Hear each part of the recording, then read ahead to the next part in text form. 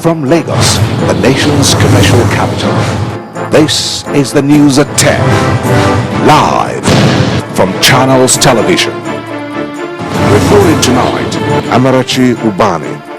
Good evening and welcome. Tonight, former Vice President Atiku Abubakar joins the All Progressives Congress, says he was forced out of his former party, the PDP.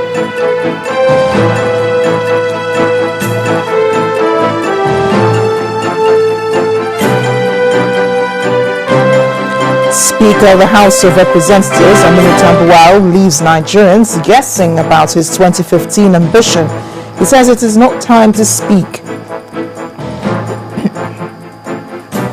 Islamic cleric, his wife and son shot dead in Zaria, Kaduna State by gunmen.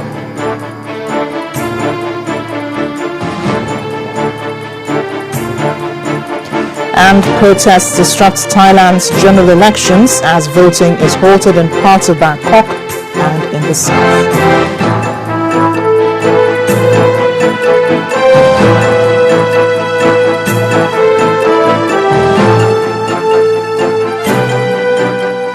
We begin tonight with the latest defection from the People's Democratic Party, the PDP. Former Vice President Atiku Abubakar today announced he was joining opposition party, the All Progressives Congress. A former Vice President says he and his supporters have been forced out of the PDP, a party which he claims he co-founded with its foundation members. Alhaji Abubakar's grievances include being left out of most of the party's major decisions and being left out of the party's Board of Trustees National Executive Committee meeting. He insists that as a former vice president of the country, he is entitled to be a member of that body. In a statement, the former vice president said, following this extensive consultative process, I have therefore decided to cast my lot with the APC, a party of change committed to the improvement of the lives of our people and to the continued existence and development of Nigeria as one indivisible country. My resignation letter as a member of the PDP will be delivered to the party tomorrow. The former vice president once left the PDP in 2006, as we remember, to run for president on the platform of the Action Congress. He later returned to the PDP in 2009. My correspondent Linda Kigbe is standing by in Abuja, but we will bring her interview with the former vice president as soon as we can establish contact. But moving on, the current wave of defection rocking the major political parties should be seen as nothing strange. That's the opinion of the Speaker of the House of Representatives, Aminu Tambuwal, at a poverty alleviation and empowerment program organized by one of their own here in Lagos. He also says will make political aspirations, his political aspirations, that is, known in due time. We're in kind of interesting times. There are some dynamics that are playing out and realignments in the polity. And I believe that political leaders and politicians are beginning to realign themselves towards 2015. I assure you that it's a sign of good things to come. Don't forget that it's not only those that defected to APC, there are some that defected from APC also to PDP. So it's a kind of a two-way traffic. When the time comes for declarations, I will make my intentions known to my constituency as to what I'm going to run for in 2015, if at all I'm going to run for elections. But what I want for now is that God Almighty shall continue to guide me in the discharge of my responsibility as the Speaker of the House of Representatives. Well, elsewhere, members of the People's Democratic Party, the PDP, in Kwara South Senatorial District have reacted to the recent threat by the Kwara South Assembly of the All Progressives Congress to recall Senator Simeon Ajibola, who is representing the Kwara South Senatorial District in the Senate. At a meeting in Ilofa Town in Okero local government area, the PDP members pointed out that it is impossible for the APC to recall the lawmaker since he was not elected into the Senate on the APC's platform. Well, they passed a vote of no confidence, a vote of confidence on the senator and assured him of their continued support. No. About 2 weeks ago, the Kwara South APC forum issued a statement that it will commence the process of recalling the senator representing the area in the Senate, Mr. Simeon Ajibola, for refusing to move with others to the APC and for also not representing his constituency properly, accusing him of being a bench warmer. But in a swift reaction, another group consisting of politicians, members of professional bodies and market leaders from the 7 local government areas making up the constituency met in Ilafa, the headquarters of Okera Local Government Council, to counter the threat of the APC and showing their support for the only PDP senator from the state. All of us from Kwara South are solidly behind him. He will continue with his good work in the Senate and his work for the liberation of Kwara with other leaders on the district and the state for the total social, economic and political emancipation of Kwara State. We have absolute confidence in Senator L. The people that can recall are the voters. Those people who voted you in are the people who can recall you.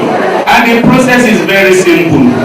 They will just assemble as we have assembled here, take a decision, inform INEC, not Kwara State NECO, INEC. The group also seized the opportunity of a meeting to appeal to President Goodluck Jonathan not to delay in the announcement of his intention to run for another term in next year's presidential election.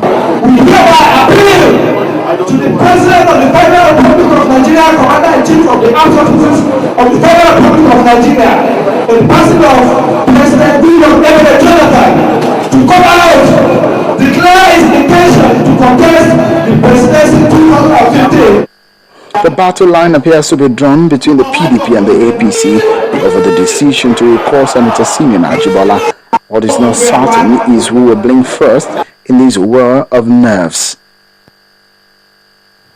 We're staying with elections, but not 2015. Nasarawa State Governor Tanko Almakura is promising his people a free and fair election at the local government level. The governor, who denies any plan to impose his candidates on the party, insists that proper primaries would be conducted to elect the people's choice.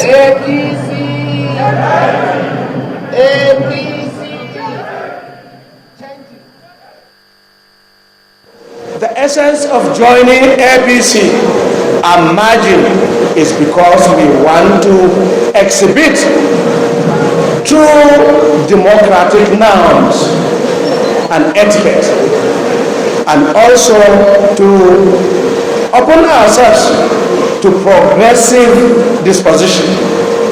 What are these progressive disposition? There are characters or characteristics or ideas or ways of life that take seriously issues of social justice, that consider seriously issues of equality of opportunity. There are values that consider people out there, our brothers and sisters, any aspirant who wishes to win an election and be a chairman of a local government or a councillor of a local government and does not think of those things, those projects, those activities that will improve the life of the downtrodden, the common man, then the essence and motive of your coming into office is completely defeated. So long as you imbibe our values and you want to contest, we will give you what we call level playing field. So I want to assure you that as far as I am concerned, as the leader of the party and the governor of Nasarawa State, I have no single candidate across the state. Nasarawa State Governor Tanko Almakura. All families appear to be the targets of gunmen in the northern parts of the country. As we've seen in recent days, the victim of the latest attack is an Islamic scholar Sheikh Muhammad Albani, who was shot dead along with his wife and son in the ancient city of Zaria in Kaduna State. The incident occurred just last night. Sheikh Albani's killing comes less than 24 hours after gunmen killed a family of 7 in Manchok village in Kaura local government area of Kaduna State. Witnesses say the Sheikh and his family were heading home after attending evening prayers in the city when the gunmen obstructed their vehicle and opened fire. His wife and child were killed immediately, while Sheikh Albani died at the St. Luke's Hospital in Zaria, where he was taken to for treatment. Sheikh Albani was the leader of the Islamic Salafiyya movement and also operated a private school for children. Well, good news coming up in part 2 after the break. The uniqueness of Kogi State and the centenary celebrations. Find out all about it when we return. To join us again.